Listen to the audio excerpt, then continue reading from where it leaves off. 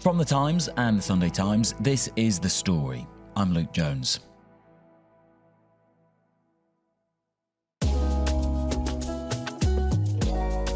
When you're 17, you're most likely to be concerned with university applications, job prospects, who's going out with who.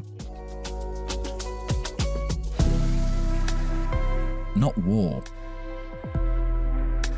I spoke to a 17-year-old girl last week, and along with all of her female friends, the hot topic of conversation right now is, will they all be called up to join the military?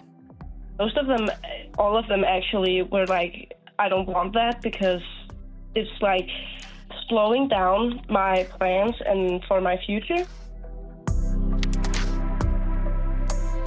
From this year, 18-year-old women in Denmark can now join men in being drafted into the military for 11 months.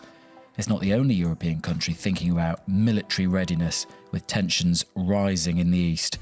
Last week, Germany decided to call up all 18-year-old men for a military medical examination and create a mechanism for emergency conscription if not enough volunteers come forward. For a new generation growing into adulthood, this all has incredibly real-life consequences. It's the fact that you lose your own self-control over your life and your future and your maybe dreams and plans. The story today, the teenage girls preparing for war.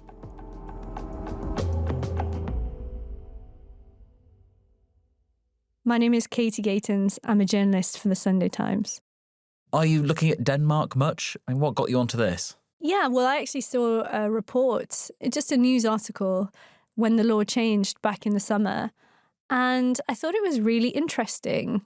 One of the reasons that prompted this change in law is obviously the war with Ukraine and the sort of threat of Russia.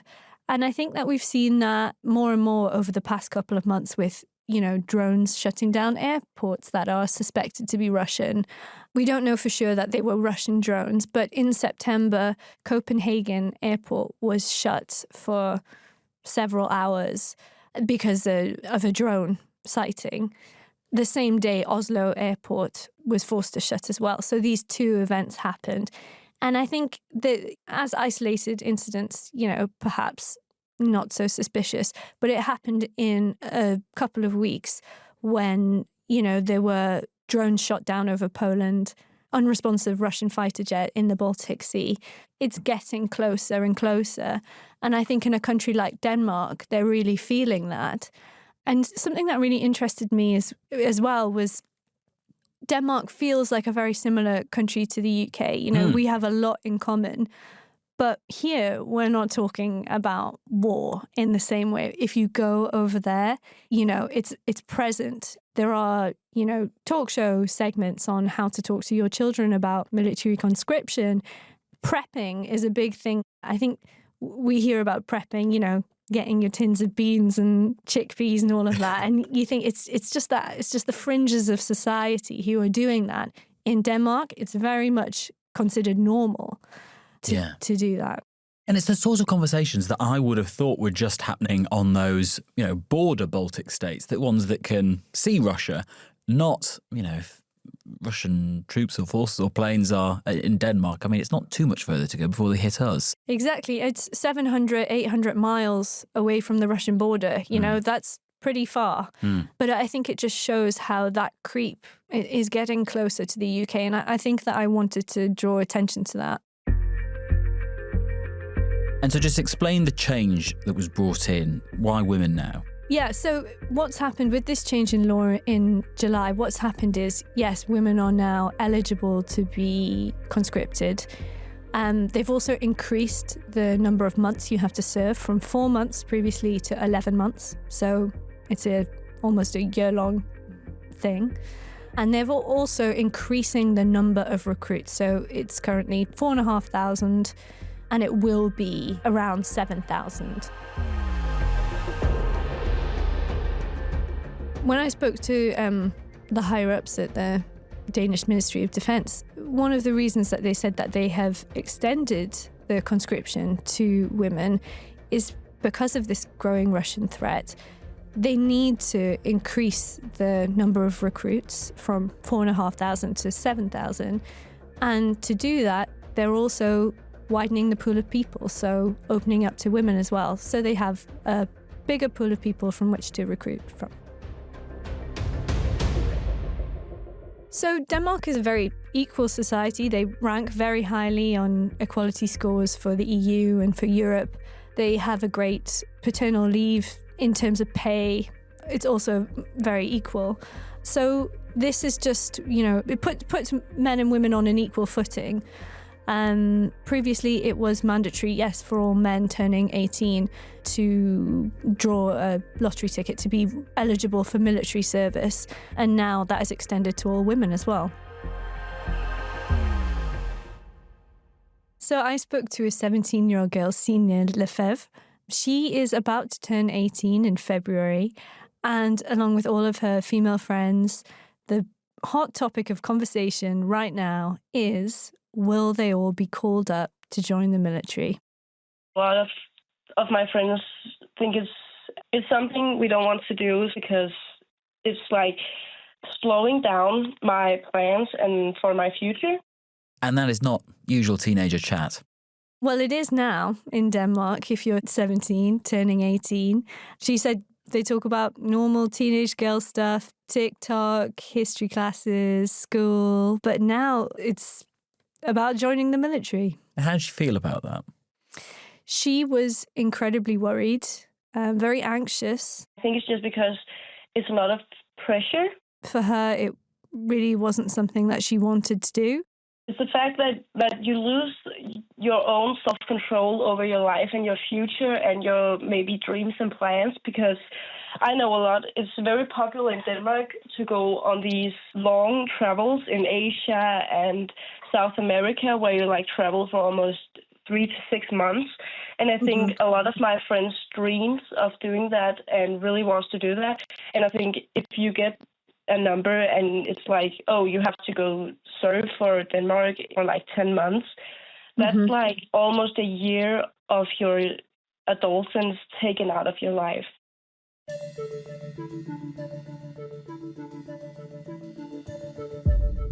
And you went to Denmark and you went to, what is it called, a recruitment centre or a defence day where this selection process happens. You turn 18. What is the process that takes you from your 18th birthday to ending up at one of those? Yeah, if, say, for example, you're a 17-year-old, on or around your 18th birthday, you'll get a letter from the Ministry of Defence calling you for an appointment at the Defence Day. And these recruitment centres operate 364 days a year.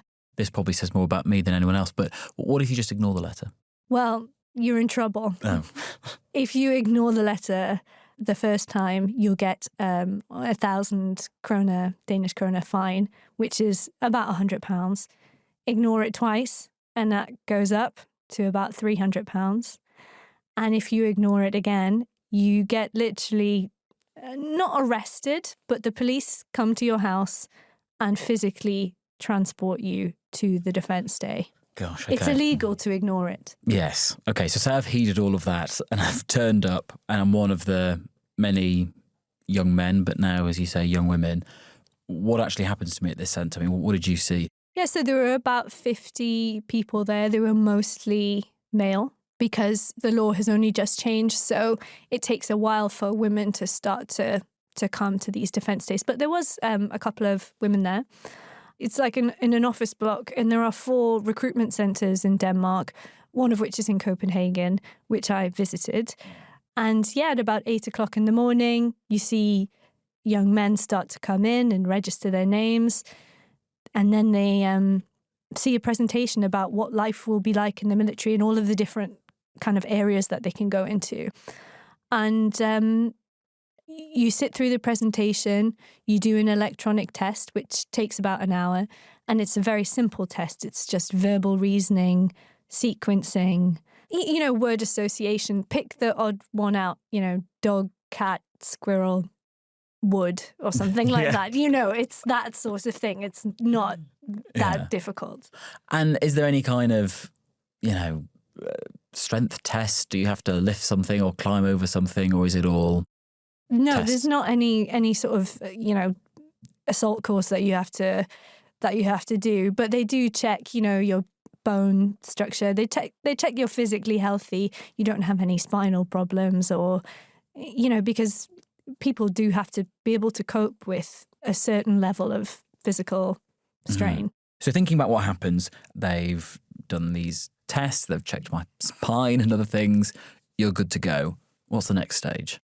So you will draw a number out of like a raffle. It literally is physical. It's like a tombola. Like those old things you see at Fates. Yes, exactly. Så trækker du bare ned der. Samtidig? Ja, du trækker bare. Og så må du gerne lige fjerne.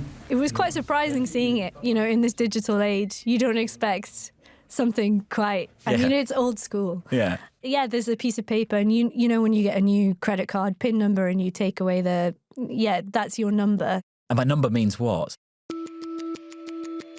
So the numbers range from 1 to 36,000. And you're more likely to be called up for military service if there's a shortage of volunteers, if your number is under 8,000. Yes, I see. So people volunteer for the military. You might really be into it. You might go to a defence day, like the sound of the presentation, like the sound of a year out, a gap year, doing military service, and you might volunteer. But if they don't have enough volunteers, that's when they will draw on the pool of recruit. And your number is basically your number in the queue. Yeah, exactly. So if I draw number 1, that's probably the worst place to be. Yeah, unless there are, 7,000 volunteers who want to join the military, in which case you won't get called upon to join. Who did you meet there? I mean, what kind of people? What did they say to you about how they felt about all of this? I met a real mix, actually. There was one man that I met there who was 18, and he made no secret of the fact he did not want to be there at all. If it was up to me, I wouldn't be here, but you have to be here. Yeah. Yeah, so, I mean, I don't know, kind of annoyed. Yeah. So he said he was very much against war. But, if you don't want to join the military and you are recruited, conscripted, one of the things that you can do is apply for conscientious objector status, and you can volunteer in a hospital instead or in a nursery. Like, if you don't want to go, you can just work for the state. Yeah, so in a kindergarten instead of something. Are you doing that? Are you going to do that? Yeah. Yeah. And you still get paid the same as a military recruit. What would the next stage be then? I've volunteered, or they haven't got enough people, so they have to sort of start forcing people. What's your next step? Well, then you do 11 months of military service. Katie, we're talking about the Danish military and the things that have happened to the conscription rules recently. Women being conscripted, as well as young men who turn 18. You were just taking us through the tombola that is part of the route to your military service in Denmark. Say you get through all of that and you decide to volunteer, or there aren't enough volunteers, and so your number is picked out and you're somewhat forced to do it. What is the next step? Where do you go? So then, you would decide which part of the military you wanted to join, whether that's the RAF or the Navy or the infantry, and then you would start your 11-month training program. And you went to one of these training centres. Describe what did it look like? We didn't actually go to the centre. I went to a field where they were doing military drills.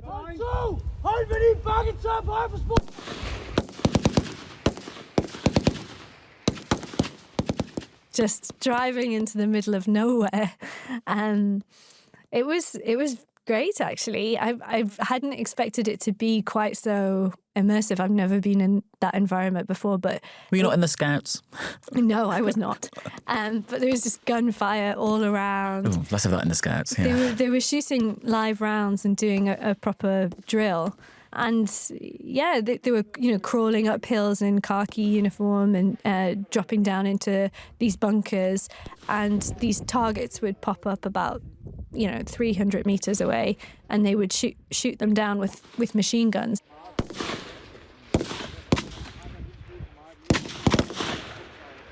It was pretty exciting. Yeah, it sounds quite fun, actually. Yeah, it was. And the people you met there, I mean, what was their view of it all? I was really impressed. I think young people get a bad rep nowadays. And I think that, we read a lot in the news about Gen Z being lazy and, if there was a war, would people actually turn up and fight? And it struck me as how young they seemed, 19, 20, but they were fully prepared to fight for their country. I mean, it was impressive. I felt that if these people were on the front line defending the freedom of Europe, I would be quite happy about that, actually. Yeah, maybe. In a young age, I knew, I wanted to be in the military, in some kind. Yeah. Why? Because I have heard a lot of stories from my friends and family.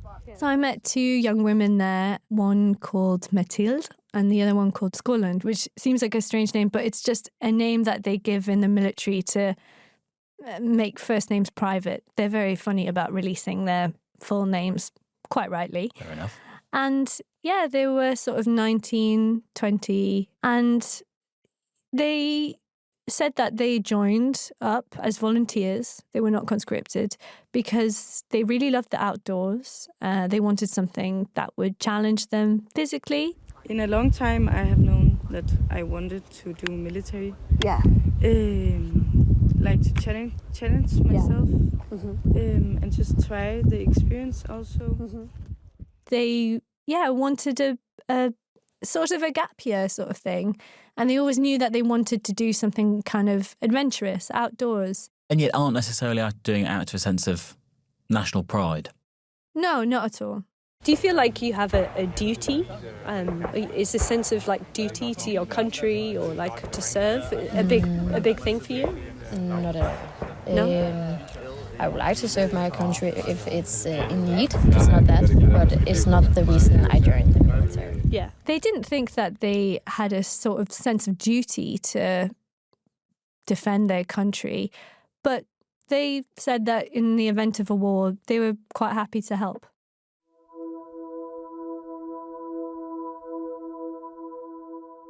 Did you think that they fully understood the gravity of what they were getting involved in? I mean, obviously, again, Denmark is not at war with Russia and all of that. It is a potential worry, but if the proverbial were to hit the fan, they would be on the front line. They would be doing some potentially quite scary things, as fun as this training sounds in isolation. I think that's hitting home more and more now for these young recruits. Well, I have a dad who's in the military, and he has been to war 3 times, and he's had a lot of young people with him also. And I think what he's told me is often that a lot of especially boys, they think oh, we're going to war, that's nice. I think a lot of the girls especially are a little bit more aware than maybe the boys are, because they're okay, we could actually die. There could actually... Denmark is much more aware of the threat, I think, more than we are in the UK. Part of that might just be geographical distance. But I got a sense that they're not just training exercises anymore. This is a real threat. There could actually be a lot of things that could happen, and I think that's what stops people from wanting to go to the military, because the young girls are okay, what if something happens, especially with this possible war with Russia, and especially all the drone activity we've had in Denmark and stuff. People are a bit more aware that there could actually be something happening. I think that scares a lot of young girls away.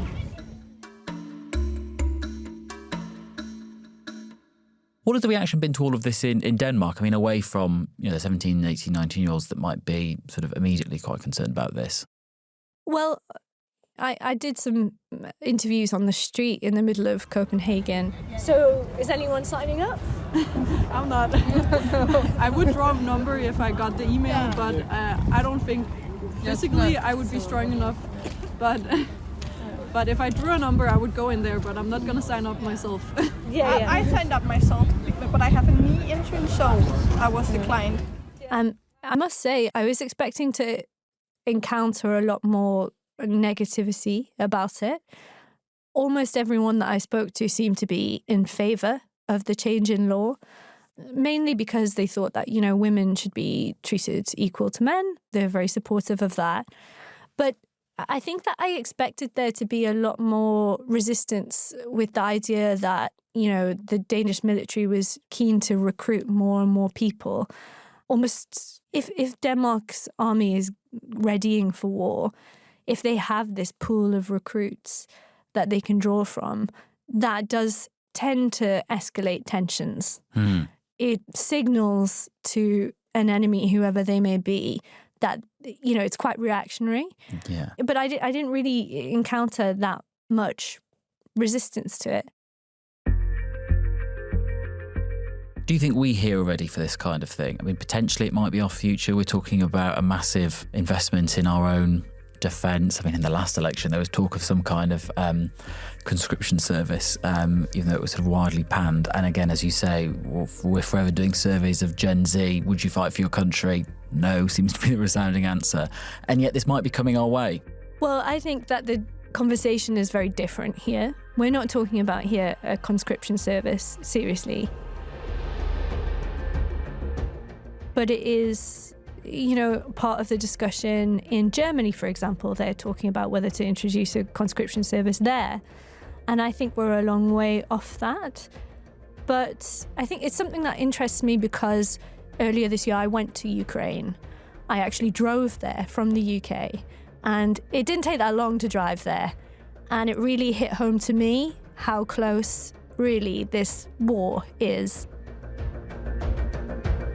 And the fact that it's happening in Denmark, I think that we need to be a bit more alert to the fact that this is happening, and it might not be long before we're having these types of conversations.